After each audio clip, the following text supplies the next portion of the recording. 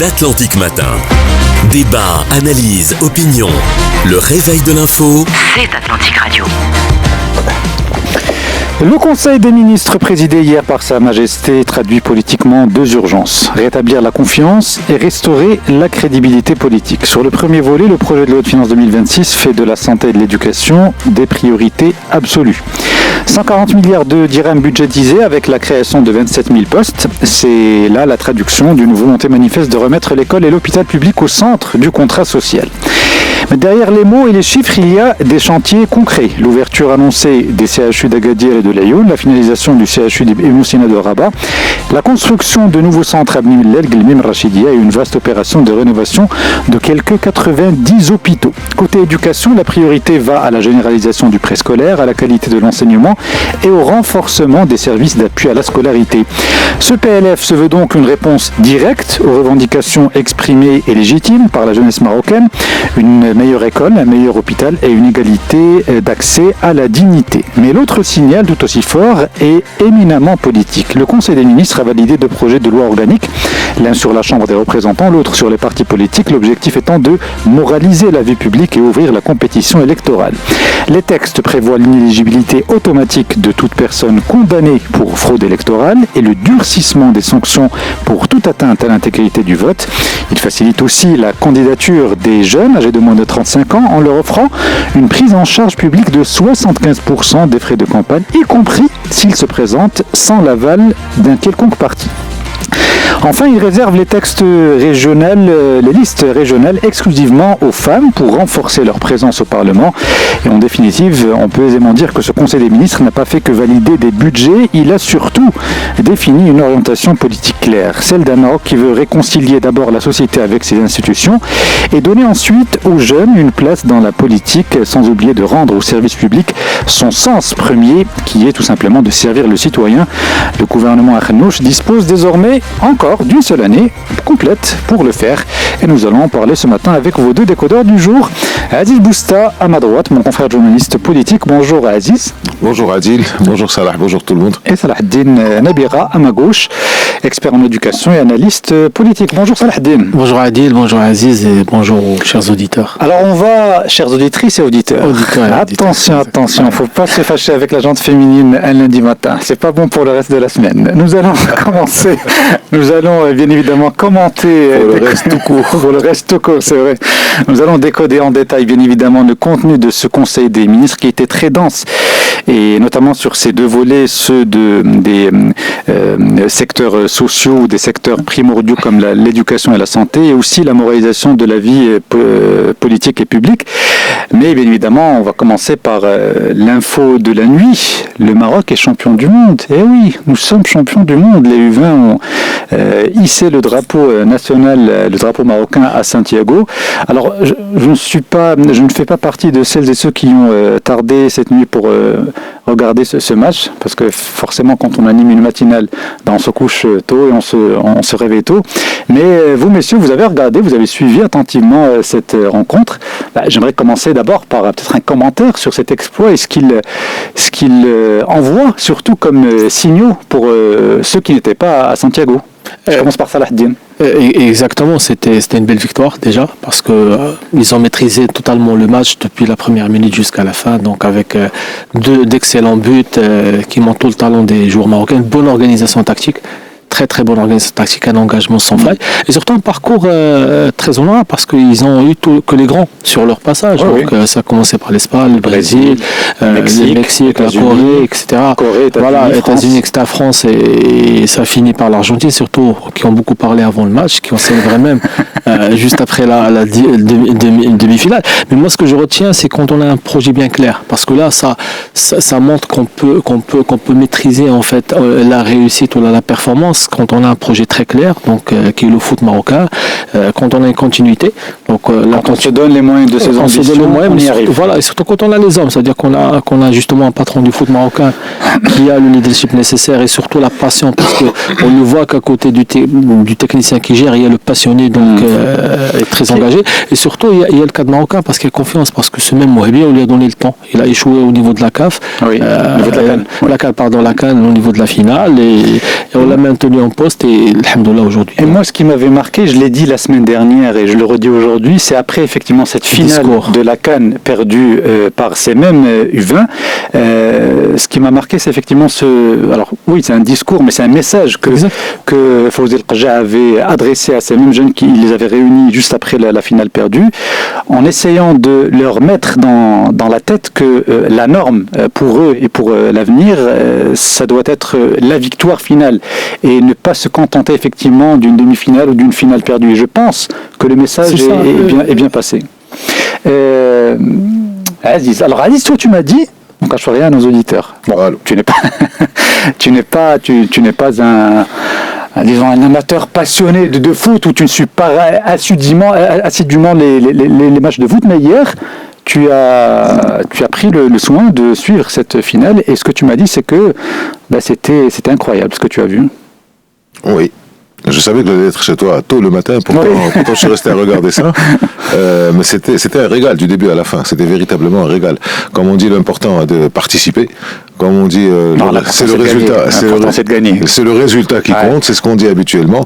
Là, j'ai jamais aimé cette phrase. Ils ont tout fait. Ils ont participé. Ils ont gagné. Et de quelle manière? Ils ont gagné vraiment de la plus belle des manières, avec la beauté la beauté des passes, la beauté du match, la résistance, le mental. Sympathique, toujours souriant. Ouais. C'était véritablement magnifique. Et puis bon, perdre une finale de la CAN, je retiens que dans finale de la CAN, il y a finale.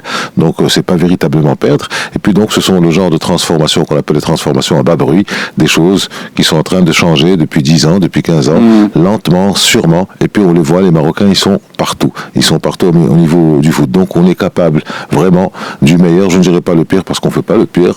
Le pire, on fait quand même pas mal de problèmes dans ce pays, mais on est capable du meilleur quand on le veut, et surtout quand on se donne les moyens, quand on se donne le temps de le faire, et puis qu'on ne sacrifie pas quelqu'un, comme tu viens de le dire, Salah, après la première défaite, qu'on reste fidèle à nos cadres, à nos coachs. Et puis je termine sur cette petite remarque. Ce qu'on a fait à Qatar et ce qu'on a fait à Santiago, c'est avec des coachs marocains, des techniciens marocains. Je crois qu'on va sortir un peu de cette logique de ramener le Portugais, le Vénézuélien, le Brésilien. Oui, je crois qu'on y est sorti depuis bien longtemps. Maintenant, effectivement, moi, ce matin, quand j'ai vu le résultat de la finale, vous savez à qui j'ai pensé en premier?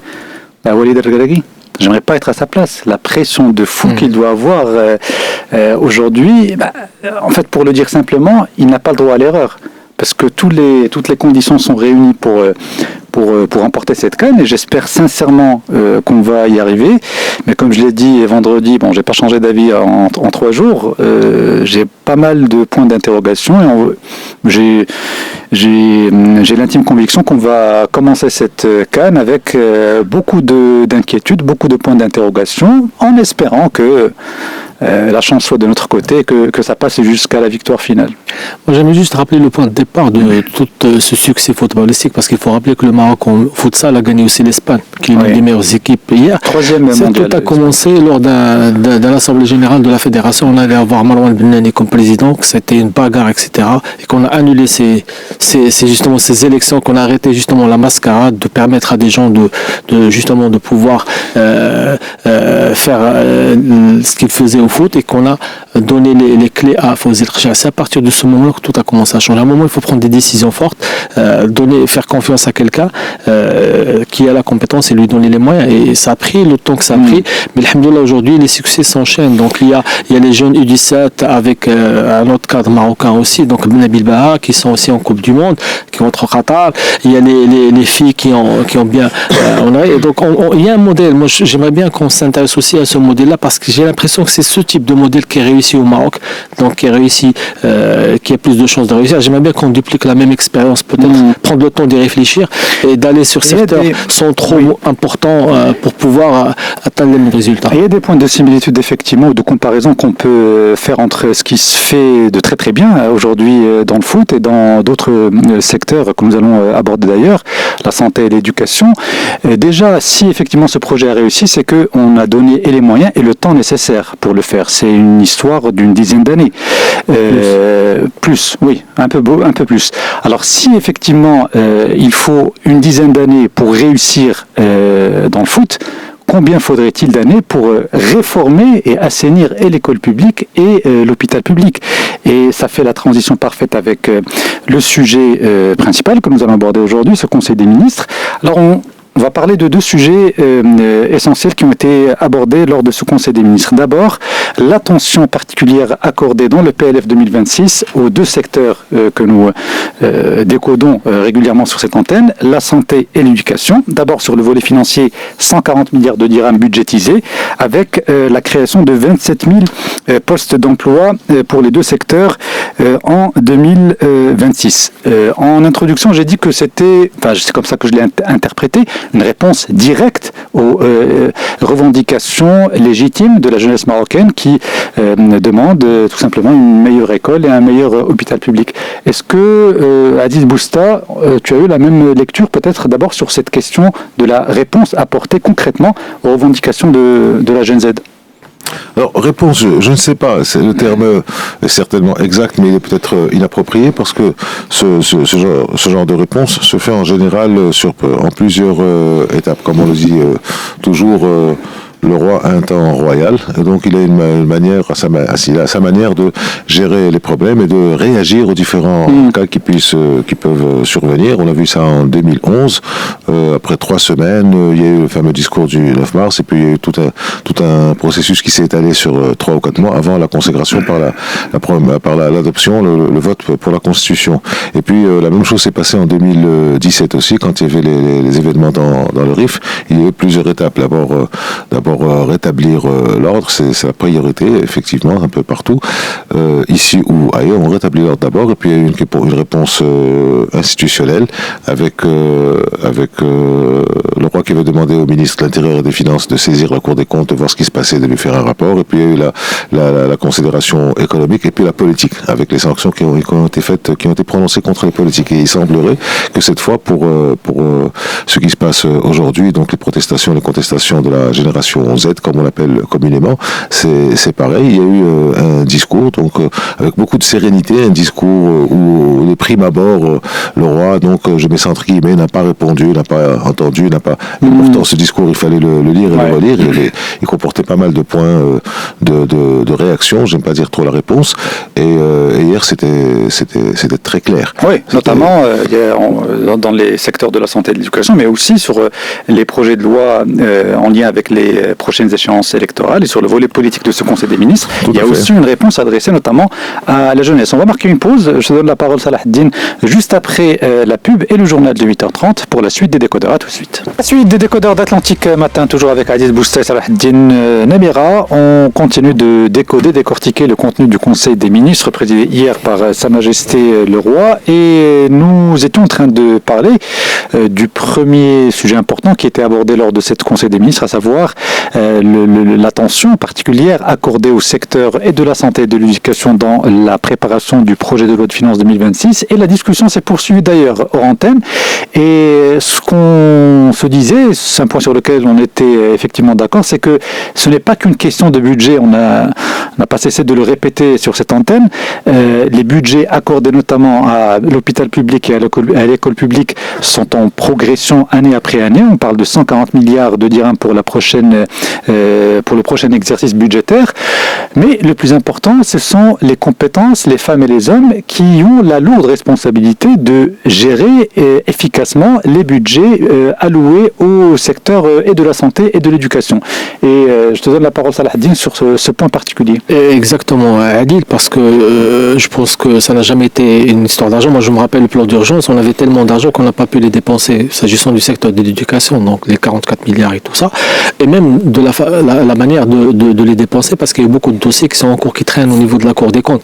Moi, je pense qu'il y a ces deux parallèles, et d'ailleurs, parmi les revendications justement du Gen Z, si on surtout, et je pense que c'est une réponse, donc ce Conseil des ministres, une réponse très très forte à fort signal à l'adresse justement des deux causes citées en premier lieu, mais il y a la troisième qui est la moralisation et surtout la rationalisation de la dépense, parce qu'à côté, en parallèle et dans les mêmes jours, on a eu donc une décision donc du Premier ministre à l'adresse justement du ministère de la Santé de passer outre les appels d'offres et de passer par des négociations de gré à gré sous justement le contexte de l'urgence publique justement au niveau de la santé. Voilà, et ça aussi il faut voilà, il y a urgence, c'est vrai, il y a un contexte de réponse, mais il faut pas aussi passer outre justement les règlements de gestion et de la libre concurrence, parce que quand on dit gré à gré, on suspend à la libre concurrence, et c'est ce qui est aussi soulevé donc dans différentes réactions, que ce soit par justement le mouvement Gen Z ou par d'autres acteurs qui suivent et des observateurs de la vie publique,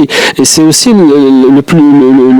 si on peut dire la faillite de ce modèle de gestion actuel, c'est que on engage de l'argent, on arrive à mobiliser des ressources, mais il y a beaucoup de déperditions et dans l'exécution, dans le temps, et aussi dans la pertinence. Donc on arrive à ce qu'on puisse avoir une moralisation aussi de l'acteur qui gère, qui est donc l'acteur politique, qui a cette responsabilité. D'autant plus qu'on est à une année de la fin justement du mandat du gouvernement. Il faudrait penser à une continuité positive. Ça nous fait le parallèle avec le premier sujet, donc la victoire du Maroc et le foot. Moi, je retiens dans le discours qu'avait dit le Raja avec ces jeunes, s'il a réussi quelque chose, le Raja, c'est de changer d'état d'esprit et d'inculquer dans tous les acteurs du foot marocain qu'on peut gagner, qu'on peut devenir et qu'on peut rivaliser. On ne rivalise plus avec nos voisins. Ça veut dire qu'on est arrivé à la strate supérieure. Ça, c'est ce qu'il faut réussir. Moi, je pense que c'est pas l'argent, c'est créer justement créer une vision qui est dans le plus acteur. Si tu te rappelles, Adil, dans mes différentes interventions, je dis aujourd'hui, la balle est aussi dans le camp du médecin et de l'enseignant. Pas seulement, c'est pas une histoire d'argent, etc. Quand on est dans son dispensaire, quand on est dans sa classe, si l'enseignant n'arrive pas à sentir la responsabilité de sa mission et qu'il est là justement pour œuvrer pour le bien de ce pays-là, on continuera à perdre et les opportunités et les ressources. Mais ça, c'est une question de gouvernance. Si l'enseignant ou le médecin ou l'infirmier ne fait pas son travail comme il doit le faire, ou s'il n'a pas la conscience professionnelle pour faire ce qu'on lui demande de le faire, c'est une question de gouvernance. Celui qui est son supérieur, c'est de sa responsabilité. C'est sa responsabilité, ou de le démettre de ses fonctions, de le sanctionner. Il y a différentes manières de réparer cette... Et d'ailleurs, le plus grand rôle du manager, c'est justement de changer l'état d'esprit et de créer ces valeurs-là. Après, le reste suivra. C'est pas de ramener l'argent. Alors, on va effectivement, les deux sujets sont liés quand on parle des secteurs de la santé et de l'éducation, et aussi de la moralisation de la vie publique et politique, parce qu'effectivement, comme tu l'as dit, ce sont les femmes et les hommes qui seront notamment élus en septembre 2026, qui auront cette responsabilité de changer la donne. Mais avant de parler de ce point précis, j'aimerais juste avoir ton avis, Aziz, sur cette question de la gouvernance, parce que effectivement c'est pas qu'une question de budget, on le sait très très bien, mais pour résumer, est-ce qu'on peut dire que les budgets sont là? Maintenant, le plus grand défi, notamment pour le gouvernement de Aziz Akhannouch, qui entame sa dernière année d'exercice du pouvoir, c'est effectivement d'essayer, en tout cas de convaincre celles et ceux qui l'ont critiqué depuis 4 ans maintenant, qu'ils sont à la hauteur des responsabilités qui leur sont confiées. Non, je pense pas que Adlaneh puisse rétablir quoi que ce soit dans la question de la confiance, voire de la défiance ou de la méfiance à l'égard du gouvernement Akhannouch, parce que justement, un gouvernement qui arrive à un mouvement social comme celui que nous vivons actuellement est un gouvernement qui a échoué. On peut le dire clairement, parce que ça s'est pas passé à 1 an après les élections ou à 2 ans, ça se passe à moins d'1 an de la prochaine échéance électorale. Donc je ne pense pas que ça va changer. Maintenant, le terme le plus important dans cette question, dans cette affaire, c'est ce que tu as dit toi, c'est ce qu'a dit Salah, c'est la gouvernance. Le problème, quand le gouvernement vient égrener donc toujours ses millions et ses milliards et de dirhams et de dollars et de réalisations, c'est bien, c'est sûr, ça a été fait. L'argent les budgets ont été discutés, ont été conçus, ont été votés, ont été débloqués. Ça, c'est pas le problème. Le problème, c'est comment ça part après. Comment expliquer que 2 CHU restent fermés pendant plusieurs années alors qu'il y a eu un problème à Agadir? Comment expliquer que il y a une semaine, tu en parlais, Saleh, il y a une semaine, il y a eu ce fameux papier, cette fameuse décision de l'instance nationale de la probité de la lutte contre la corruption qui a suspendu donc un marché avec le ministère de la Santé. Il y a aussi des marchés qui sont passés de gré à gré. Les médecins, tu en parlais, effectivement, il y a une responsabilité sociale. C'est bien de taper sur le gouvernement et sur l'État, Madalouche, mais est-ce que nous, on a fait ce qu'on devait faire, nous, en tant que citoyens? Est-ce que le médecin a fait ce qu'il avait à faire, le médecin du public? S'il a décidé de rentrer dans le public, c'est qu'il connaît les conditions du public. Il y a un minimum quand même à faire de la même manière que le maître d'école ou que l'enseignant. Donc, tout ça est une politique globale à remettre en question. Le problème n'est pas l'argent, le problème n'est pas la décision publique, le problème n'est pas la politique publique, quoique on peut en discuter peut-être au niveau convergence, mais le problème est la nature de celles et ceux, pour te faire plaisir, sur la question de genre, qui sont en charge de la gouvernance. Est-ce qu'ils font leur travail comme il faut? S'ils font leur travail comme il faut, eh bien, ils seront récompensés. S'ils ne le font pas comme il faut, eh bien, ils seront virés. Et si ils font des malversations ou des indélicatesses, eh bien, ils devront être jugés. C'est le principe global autour duquel doit rouler le Maroc. Alors, on verra, parce que quand on relit, encore une fois, je te l'ai souvent dit, un discours du roi ou une communication royale, et le communiqué du Conseil des ministres hier était une communication royale, doit être écouté peut-être, mais doit être lu dans le détail. Et quand on voit ce qui a été écrit, on peut effectivement attendre maintenant que la question de gouvernance va figurer en priorité, va passer en tête de pile et figurer en priorité de ce qui devra être fait. Mais ça, effectivement, c'est la responsabilité des femmes et des hommes politiques, parce qu'effectivement, ce qu'a fait ou ce que fait... Il n'a pas tout à fait exercé cette responsabilité jusqu'à... Oui, ben justement, c'est ça. Les problèmes de santé et d'éducation. C'est ça leur plus grand défi, parce qu'effectivement, le Conseil des ministres, ou même le projet de loi de finances tel qu'il a été adopté hier en Conseil des ministres, fixe un cap clair, effectivement, et pour le secteur de la santé, pour l'éducation, et même pour la moralisation de la vie publique. Maintenant, c'est à charge à ces responsables politiques d'appliquer et d'exécuter ces orientations ou ce cap qui a été fixé. Et ce que je dis, c'est que rien ne garantit que tout ce qui a été écrit noir sur blanc hier dans ce communiqué du cabinet royal ne sera pas appliqué. C'est ça le grand défi qui attend exactement le gouvernement. C'est particulier, et que nous avons des jeunes qui sont ultra organisés, ultra mobilisés, qui surveillent et qui vont continuer. J'espère que ça va continuer. C'est pacifique, c'est sympa, c'est bon enfant. Les choses se disent, les communiqués sortent, les langues se délient. Et c'est important, quand il y aura un problème à l'hôpital ou là, au dispensaire de Zrenren, ou là, à l'hôpital, le CHU de Tanger, ou là, à un autre hôpital perdu dans la montagne, il y aura des informations qui vont arriver et il faudrait qu'il y ait sanctions après. Parce que quand on parle de gouvernance, on parle de l'application des politiques publiques, mais on parle aussi de la fameuse muhasaba, de la reddition des comptes. Si vous n'avez pas fait, pourquoi vous n'avez pas fait? Ma chérie, on double, on grossit les rangs. Non, mais pourquoi vous n'avez pas fait? Et je pense que si l'exemple est donné avec un certain nombre de cadres, 4, 5, 10, 15, je pense que les autres pourraient commencer à penser à rentrer dans le rang, parce que pour rentrer dans le rang définitivement, il faudra quand même plusieurs années pour ça. La mentalité a changé, je te vois sourire et tu as raison. Oui, effectivement, parce que c'est pas en claquant du doigt qu'on peut changer certaines choses. Il faut pas être naïf non plus. Maintenant, pour faire le lien avec ce que tu viens de dire, aujourd'hui, ces jeunes de la génération Z qui sont effectivement organisés, qui sont mobilisés, même si ces derniers jours on peut constater effectivement certaines formes d'essoufflement de la mobilisation quantitative dans les rues, mais les idées, les interrogations sont toujours les mêmes. Mais aujourd'hui, ces jeunes-là ont la possibilité, avec ce qui a été annoncé hier en Conseil des ministres, de changer radicalement la donne en participant massivement, intelligemment aux prochaines échéances électorales.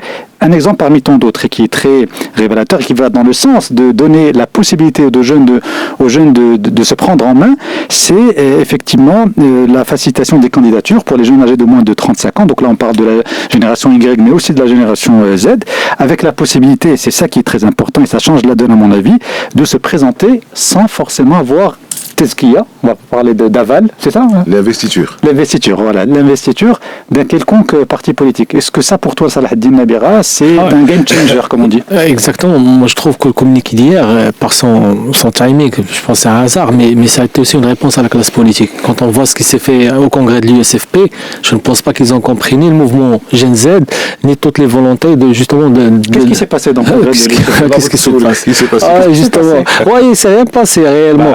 C'est encore secrétaire général qui refait à chaque fois donc le règlement intérieur du parti pour être candidat. Je pense qu'il va être parti pour demeurer. Juste une précision, Salah Smehti. Il a été réélu, il a été réélu le samedi matin, c'est-à-dire que l'ouverture du congrès c'était vendredi soir. Oui. Mais en général, dans les autres partis, ils mettent rien que les formes, on laisse quand même 2 jours. Dimanche, le projet social, le projet politique, on discute, on se voit un peu. Là, c'était plié. Le lendemain, c'était clair.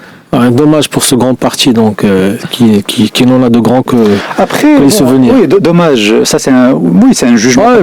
Mais après, ce sont les militants et les membres de partis qui veulent effectivement. Mais les militants, en fait, dans ce communiqué, ce qui est intéressant, d'ailleurs, on en a parlé même avant, et c'était d'ailleurs mon intervention à chaque fois que j'étais amené à discuter de ce sujet de Gen Z, le plus important, c'est de pouvoir ouvrir le cadre politique parce que c'est cadenassé. Aujourd'hui, la loi des partis pour pouvoir créer un parti, parce qu'il y a aussi la possibilité de créer des partis pour pouvoir participer, on était obligé de passer via ces structures actuelles. Je pense qu'il y a aussi un autre palier au niveau des syndicats qu'il faudrait y penser. Maintenant, ces jeunes-là, ils n'avaient pas d'autres moyens parce qu'ils étaient pris en otage dans ces partis par des dinosaures et des fossiles. Là, aujourd'hui, on attend de voir parce qu'aujourd'hui, c'est juste une intention qui est déclarée, c'est de pouvoir permettre à des jeunes de se présenter en indépendant.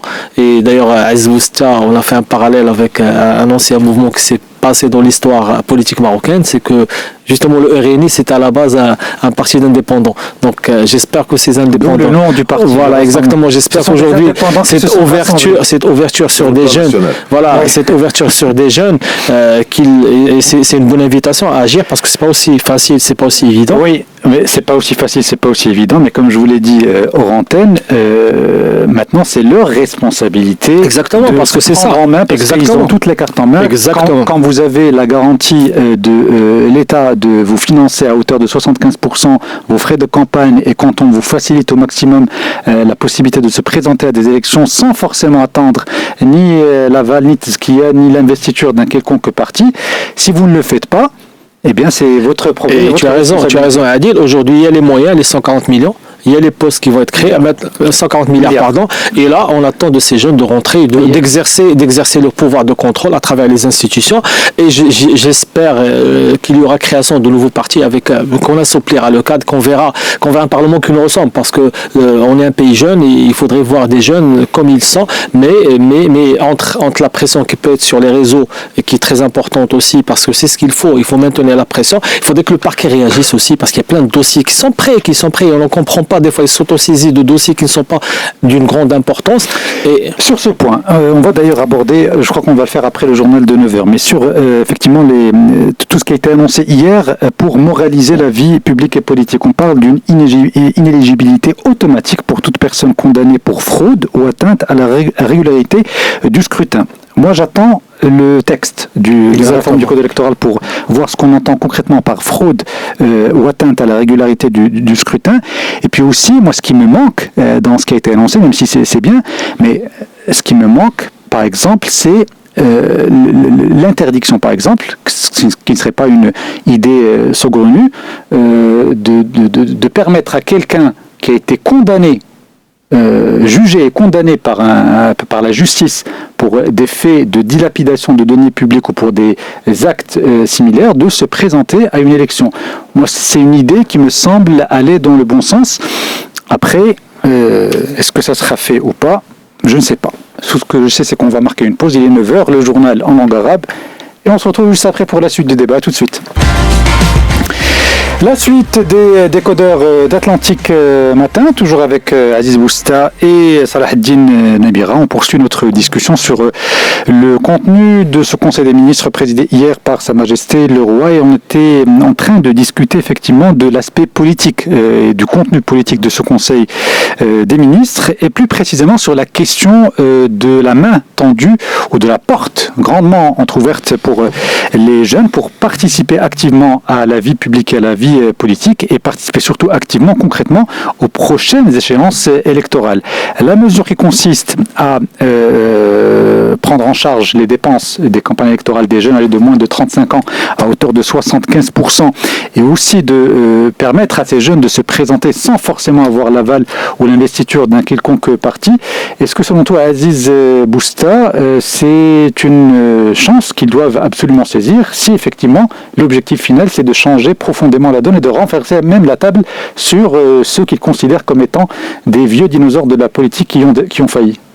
Tu connais la sagesse marocaine. Les classés d'Aberdeen disent tout faire. D'accord, Exactement. donc venez, rentrez, travaillez. Vous allez voir comment ça va se passer et peut-être changerez-vous les choses. Alors, je voudrais revenir sur un mot que tu as utilisé tout à l'heure à Adil, l'essoufflement du mouvement.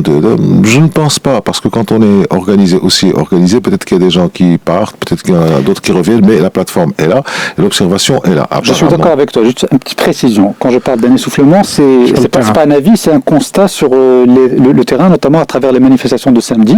Et le nombre de personnes qui étaient présentes dans les différents rassemblements était moindre par rapport aux premières mobilisations. Alors, Khoya, je te l'ai déjà dit et je le pense profondément. Le principal n'est pas la participation physique, mais virtuelle. Le militantisme virtuel est quelque chose dont on doit commencer à prendre compte. Mais la force vient du terrain. La capacité à mobiliser sur le terrain aussi. Oui, bien entendu, Salah. Quand tu as des centaines de milliers derrière ou des dizaines de milliers derrière l'écran, il ne faut pas trop jouer avec ça parce que c'est vrai. Exactement. Ça veut dire qu'ils sont là, qu'ils observent. C'est pour ça que je préfère le terme réaction au terme réponse parce que réponse c'est ponctuel. Vous avez demandé un truc, on fait un truc, point. Quand il y a une réaction, c'est étalé sur plusieurs décisions, et là, on les voit. On voit les décisions qui ont... Je pense qu'il y aura d'autres réponses qui vont suivre. Il y aura d'autres choses. Alors, je voudrais attirer votre attention sur un point. C'est que depuis la fête du trône, depuis le discours du trône, il y a eu des réunions régulières, poussées entre la classe politique, les partis politiques et le ministre de l'Intérieur. Donc il y a eu des propositions, on a commencé à parler, caution, ingénierie, de mode de scrutin, inscription automatique aux listes, pas augmenter l'effectif, les inscriptions, etc. Et puis là, on est en conseil de ministres, et au bout de 2 mois et demi, le ministre de l'Intérieur vient et propose des choses qu'on n'a jamais entendues. L'inéligibilité de gens qui ont été frappés d'inéligibilité, être beaucoup plus tenace et coriace au niveau des contrôles des campagnes électorales, et puis cette révolution royale, c'est un peu un oxymore, mais c'est un peu ça, parce que franchement, quand on voit la classe politique marocaine, la scène politique marocaine, on a l'impression d'un oligopole. Si vous voulez rentrer, vous payez un droit de rentrée. Un droit de rentrée, ça veut dire payer au sens figuré, mais au sens propre. Moi, j'ai rien à dire. Au sens figuré. Non. Moi, je te vois sourire, parce que tu sais très bien que la réalité et le retour sur investissement. Bien entendu, alors que pour amortir le droit d'entrée. Quand on investit, il y a le retour sur investissement, après il y a le bénéfice. Donc là, il y avait cette forme d'oligopole, cette forme de marché restreint, de club très fermé. Vous voulez rentrer dans l'opération politique, mais vous passez par les fourches codines des partis. Alors vous choisissez. C'est comme quand on va dans des grandes surfaces, sans citer le nom, mais on peut partir au A, au B, au C, au D, en fonction des prix, en fonction de l'accueil, en fonction de l'environnement général. Donc là, on va aller au PPS, ou là, on va partir au PJD, ou là, on va partir à l'Istiqlal. On est pratiquement réduit à ça, à où là, voter pour des gens, et pas pour les partis. On a créé de nouveaux partis, parce que c'est aussi de le communiquer. Voilà, donc créer de nouveaux partis. Je ne pense pas qu'ils aient véritablement le temps de le faire, parce que c'est quand même sérieux, un parti. C'est une lourde machine à entretenir. C'est une très lourde machine, et je pense que le roi, sur proposition de l'Intérieur ou lui-même, a compris cette chose de, bon, on va vraiment assouplir les choses, vous voulez y aller, allez-y. Donc on enlève, ça veut dire quoi assouplir? Ça veut dire que, parce que la candidature SAP, sans appartenance politique, existe déjà. Mais il faut passer par des signatures et tout ça. Absolument. Mais là, on va la simplifier. Très difficile. On n'a pas encore vu C'est-à-dire qu'il faut comment. avoir 200 signatures de gens de la circonscription, de la région, une partie d'élus, une partie pas élus, signature légalisée, 200, etc., avec un certain nombre de conditions qui font que nous avons un ou deux SAP. Si nous avons maintenant 10, 15, 20, 30 sans appartenance politique, ça va changer la donne. D'ailleurs, le fameux 140 milliards qui vont rentrer dans la loi de finances, ils vont être contrôlés à la fin par les nouveaux qui vont arriver. Donc si nous avons des jeunes qui arrivent, véritablement, c'est une forme de renouvellement des élites, mais par le bas. Et c'est le sens du message du Conseil des ministres d'hier. C'est-à-dire que en haut, on dit renouvellement des élites, renouvellement des élites. C'est vrai qu'au niveau des patrons de partis, les choses se font plutôt bien, il y a un renouvellement, il y a tous les partis, bon peut-être à part l'USFP ou à part le PPS, les autres, il y a un renouvellement. Au niveau du PJD, ça a toujours été on peut pas parler d'un renouveau au PJD. L'alternance qui est là, la Toumani. Oui, mais c'est pas un renouveau, c'est le retour fini de l'ancien. pour ça. La Toumani, ça fait il a quitté la politique et je ne pense pas que... Moi, je suis pas d'accord avec toi sur ce point du renouvellement des dirigeants de la classe politique et des partis politiques. Les patrons. Oui, pas tant que ça. Peut-être qu'on a des exceptions, mais Les libéraux politiques, ils sont les mêmes. On a quasiment les mêmes. Les patrons ne sont pas les mêmes. Aziz Akhnouch a été réélu président. Je ne vois pas où le problème, il est chef du gouvernement. Nizar Baraka est à son deuxième mandat. Le PAM a renouvelé ses instances. Bien sûr, il les renouvelle un peu trop en disant mais il les renouvelle quand même. Ce que je dis, c'est que... Le PPS est à son quatrième mandat, l'USFP aussi. Soit, comparaison n'est pas raison, mais forcément on se compare par rapport à ce qui se fait sous d'autres cieux. Je constate tout simplement que sur une période par exemple de 10, 15 ou 20 ans, on a dans d'autres pays l'émergence de nouveaux visages qui dominent la scène médiatique et politique dans d'autres pays, alors que chez nous on a quasiment peu ou prou les mêmes têtes qu'on voit depuis 15 ans. Le problème, c'est pas ça, encore une fois, c'est la règle du jeu. Il y a eu renouvellement, je pense, j'en suis convaincu, je viens de vous citer les partis, au niveau des têtes de partis, des leaders de partis. Il y a eu renouvellement aussi au niveau des groupes dirigeants, bureau politique, politburo, comité exécutif, ce qu'on veut. D'accord? Mais c'est la mentalité qui reste. Je ne vais pas citer leur nom, mais il y a deux jeunes du RNI qui sont un peu, c'est rudement attaqués actuellement sur les réseaux, parce que ce sont des jeunes, ils n'ont même pas 30 ans. Et pourtant, ils développent un langage qui n'est absolument pas adapté au langage attendu par nos jeunes aujourd'hui. Donc ramener des jeunes qui soient nouveaux. Avec un nouveau mindset. Avec un nouveau mindset. Bon, on est dans l'ambiance foot. Vous remplacez le tiers ou le quart ou la moitié de l'équipe. Ça apporte un sang nouveau. Et peut-être une autre manière de voir les choses. C'est pourquoi ça se fait au foot. Parce que c'est le terrain et la performance physique. À un moment, quand on n'a plus les moyens, on ne peut pas tricher. Voilà, tu voulais réagir Exactement. Moi, je pense qu'il y a une bonne opportunité aujourd'hui, comme c'était à la veille du 2012, etc., et que ça nous a donné un gouvernement plébiscité, mais bon, qui n'a pas été à la hauteur des attentes. Aujourd'hui, je pense que si on limite le poids des notables au niveau des partis qui ne peuvent plus se présenter, avec cette jeunesse que tu as citée dans certains partis qui ne représentent rien et qui a les mêmes codes, en fait. Il n'a de la jeunesse que l'âge, mais il a les mêmes réflexes parce qu'il a grandi, il a été formé dans des partis basés sur justement l'aliénation, sur la servilité et attendre l'opportunité pour justement avoir le retour sur investissement, parce qu'il y a deux retours. Il y a le notable qui a mis le ticket et qui attend de revenir. Il y a le jeune qui a investi son temps au niveau de l'organisation. Et je pense qu'il y a une nouvelle génération de militants organisationnels, si on peut appeler cela, et qui attend aussi l'opportunité. Et notamment les jeunes auxquels tu as fait référence. Moi, je pense aujourd'hui,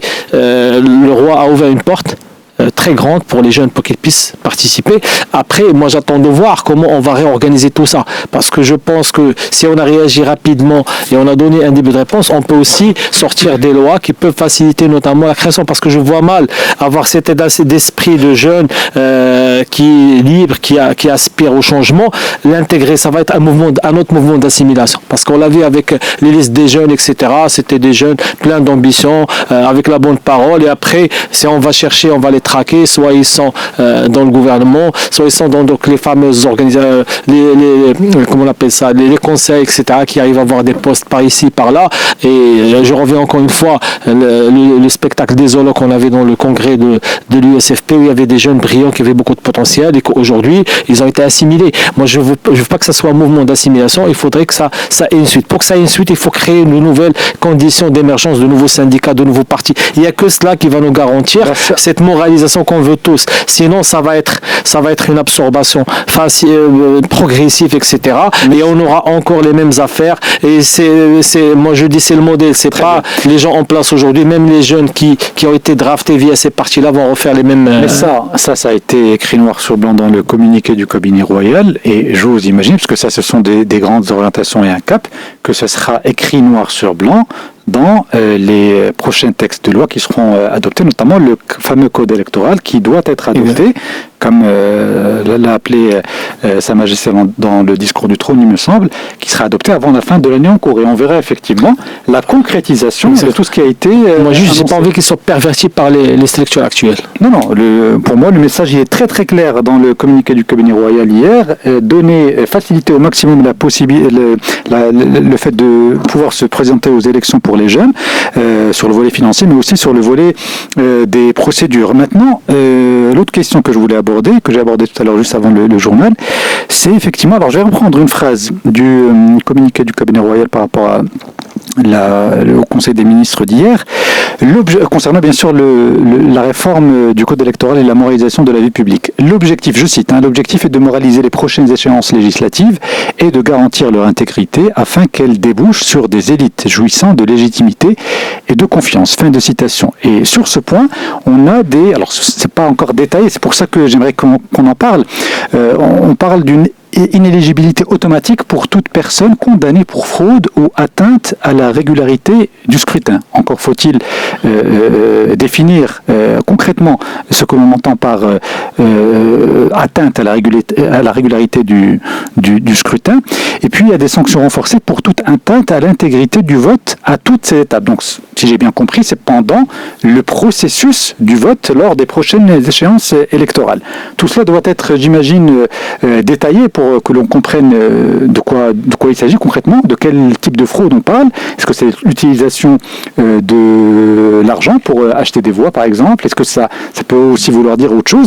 Mais ce qui me manque, peut-être, c'est les conditions d'accès pour pouvoir se présenter au suffrage et aux élections électorales. Est-ce que vous êtes favorable ou non, d'ailleurs, par exemple, pour que tous les candidats, alors c'est peut-être un peu extrême, disposent d'un casier judiciaire vierge, ou du moins un casier judiciaire qui ne comporte pas des sanctions ou des jugements pour des faits de malversation, de dilapidation de deniers publics, de corruption, etc., etc. Sauf, et il y a une intention. L'intention, elle est très claire depuis le Conseil des ministres d'hier. Le reste, c'est ce que tu disais, Salah, on va attendre les lois pour voir ce qui va se passer au juste. Et c'est pour ça que je dis que l'essoufflement, il ne faut pas en parler, parce que si ça ne suit pas au niveau des règles et des lois, et apparemment, les partis politiques, et c'est tant mieux, n'ont pas véritablement la main, parce que je ne les vois pas, je ne les ai jamais entendus parler de ces projets-là de jeunes, de femmes, d'inéligibilité, etc. Et pourtant, ça a été dit. Donc, il semblerait que ce soit les ministres. Ce que tu dis autrement, c'est que les propositions qui ont été apportées par les partis politiques n'étaient pas à la hauteur de l'ambition. C'est-à-dire, on reprend les mêmes, on recommence en changeant un peu les couleurs et en changeant un peu le décor. Et donc l'intérieur a proposé des choses. Les intentions sont bonnes. Il y a une bascule générationnelle qui est en train de se faire. On le voyait, on le savait depuis longtemps. Bon, c'est confirmé maintenant. Et donc, il faut qu'il y ait des règles qui aillent avec. Alors, pour établir ce que tu as dit d'abord, Adil, pour établir des pratiques qui pourraient nuire à l'opération électorale dans son ensemble, je pense qu'on parle de l'argent, de acheter les votes. Ça, il y a plusieurs chefs de parti qui l'ont dit, là n'arrête pas de le dire, et quand on lui dit les preuves, il dit mais les preuves sont là. Maintenant, les juges, est-ce qu'ils acceptent des preuves par téléphone, des preuves filmées, des preuves... Et c'est là où il y a une importance, c'est l'implication. On attend aussi l'implication, la nature, de voir la nature et le volume et l'ampleur de l'implication des juges. Oui. Comment ça va se passer? Il y a des lois qui existent, il y a des lois qui vont être adoptées et promulguées, et puis il y a aussi la jurisprudence et l'intime conviction des juges. Comment ça va se passer? Est-ce qu'on donne l'exemple? Ou là, on ne donne pas l'exemple. Maintenant, je voudrais réagir à ce qu'a dit Avant, s'il te plaît, sur la question du droit d'accès aux élections. Est-ce que pour toi, c'est normal que quelqu'un qui a été condamné à plusieurs reprises pour des faits de corruption avérés, pour dilapidation de deniers publics, etc., certains estiment qu'il a payé sa dette et qu'il a le droit de se racheter, de se représenter aux élections. D'autres estiment au contraire qu'il y a un devoir moral de montrer patte blanche quand on veut se présenter pour représenter les autres. On ne peut pas savoir si un type qui a été condamné... Non, je sais qu'on ne peut pas savoir, mais toi, qu'est-ce que tu en penses? Il y a 20 ans. Moi, j'en pense qu'il faut voir au cas par cas. Je ne suis pas juge. C'est au juge de voir au cas par cas, et c'est à la classe politique de voir ça au cas par cas. Et si elle considère que, par exemple, toi, tu as un problème il y a 15 ans ou il y a 20 ans et que tu es candidat, moi, je suis chef de parti, je vais... Excusez-moi, Aziz, mais ça veut dire qu'on est en pénurie de personnes pour se présenter, pour justement se poser la question. S'il a été condamné une première fois, moi, je pense qu'il faut arrêter avec ça, c'est fini. Parce que ça suppose qu'il n'y a que lui et d'autres personnes. Moi, je pense qu'il a fait des choix et les gens ne changent pas, moi, je pense, malheureusement. Moi, j'ai cette conviction. Moi, j'ai cette conviction-là. Tu as fait une bêtise, tu as payé ta dette envers la société, c'est fini. Tu continues à vivre, tu peux t'investir sur le privé, tu peux faire autre chose. On ne va pas te condamner, mais gérer les affaires publiques, ça doit être fini. Non, mais c'est un débat philosophique. Certains estiment effectivement que quand on a fauté, lorsqu'on se prétend être au bien des autres et au service des autres, on n'a plus la légitimité. Je crois qu'on est en train de titiller un peu les choses. Moi, je vois dans ce conseil de ministres, on ouvre la voie aux jeunes. Ça, c'est vrai. On ouvre la voie et on la ferme aussi aux notables. Ce qui est écrit, on ouvre. Ça, c'est en creux, effectivement. C'est ce qu'il veut. Là, mais c'est en creux. C'est quelque part ici, parce que c'est quelqu'un prend la place, l'autre la part, forcément. Ouais. Donc,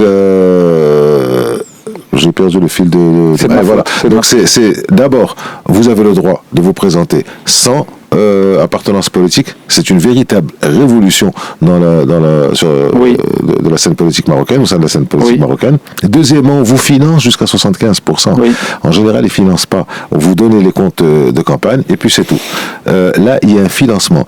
Donc, l'État est en train de leur dire mais le financement bénéficie au parti. Et je pense qu'un jeune, encore une fois, qui va se présenter, et j'ai été candidat, et j'ai été élu, je vois un peu comment ça se passe. Il n'y a pas énormément d'argent. Quand on est véritablement sérieux, il n'y a pas véritablement les millions de dirhams. Il faut faire les tracts. Ça, c'est pour le communal. Pardon? Pour le communal. Pour le communal, pour le communal, tu as 5 000, 10 000, 15 000. Et pour la législative, quand tu es sérieux, que tu fais les choses dans les termes, tu as 150, 200, 300 000. L'État te rembourse 75%. Il faut y aller. À partir de là, je pense, excuse-moi, je termine. À partir de là, je suis très confiant et très optimiste sur la suite de la législation à venir. On est d'accord sur ça. Et effectivement, c'est la responsabilité maintenant des jeunes de se prendre en main et d'agir activement pour changer la donne. Mais pourquoi j'insiste sur la question de la probité? Non, je reviens vers toi et je donnerai la parole à Salahdine. Pourquoi je reviens sur cette question? Parce que quand on va rendre l'antenne et si on déborde, c'est pas grave, mais je vais dire ce que j'ai à dire. Pourquoi j'en parle? Parce que lors d'une précédente émission, j'ai pas fait le décompte, mais j'ai repris les chiffres de certains de mes confrères qui ont fait le décompte des personnes qui siègent aujourd'hui au sein de l'hémicycle et surtout pour les chefs d'inculpation pour lesquels soit ils sont poursuivis, soit pour lesquels ils ont été condamnés. Une quarantaine, c'est beaucoup. Oui. Et pourquoi j'insiste sur ce point? Parce que tant qu'on ne prend pas, à mon avis, des mesures radicales, vous aurez toujours, au sein de l'hémicycle, peut-être pas 40, mais une bonne dizaine, une bonne vingtaine, une bonne trentaine de personnes qui prétendent servir les autres et qui traînent des casseroles qu'ils ne doivent pas traiter quand on se prétend être au service du bien commun. Où est la question? Est-ce que la question, c'est pas une question, mais tu me dis que bon, c'est pas grave, c'est au juge de voir au cas par cas. Oui, mais est-ce que tu n'estimes pas que, et Salah Din a raison de dire que on n'a pas que ces gens-là en fait pour représenter les Marocains et siéger au. Là, on respecte l'esprit de la loi, là on le respecte pas. Là, à mon avis, je suis d'accord avec l'esprit de ce que dit Salah, mais pas la lettre, parce que c'est difficile d'exclure quelqu'un qui a payé sa dette, comme on le dit. On a inventé l'expression. Ça doit même s'il a volé des deniers publics, même s'il a été condamné pour un acte de corruption, tu trouves que c'est pas très grave, il a payé sa dette. Il a payé sa dette, il y a la seconde chance, il y a aussi la justice qui est là. S'il le refait à ce moment-là, qu'un Mounir Mach, par exemple, qui a payé sa dette, qui est sorti de prison, peut être candidat. Pourquoi tu cites des gens qui ne sont pas... Il faut respecter la loi, c'est ça. Ce que dit la loi. S'il n'est pas inéligible, il n'est pas inéligible. Mais si ce monsieur revient et refait je suis d'accord. Sur la loi, mais sur la loi, je suis d'accord avec. Ça veut dire qu'il faut qu'on respecte la loi. Donc c'est la loi qui détermine. Maintenant, la question de Adil, elle est plus que cela. Ça veut dire que quelqu'un qui a été condamné. C'est un côté moral. Voilà, c'est un côté moral. Moi, je le rejoins.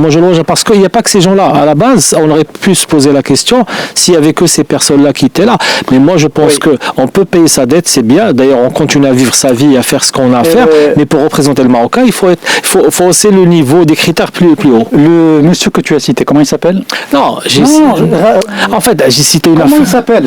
Mounir Mach. Alors, Mounir Mach, s'il veut un droit de réponse, il est le bienvenu, parce que c'est mon rôle de modérateur. C'est juste c'est ça que je voulais dire. Et je voulais dire aussi que nous avons légèrement débordé, mais Karim Droni nous en excusera. Il est 9h30, le journal avec Karim tout de suite.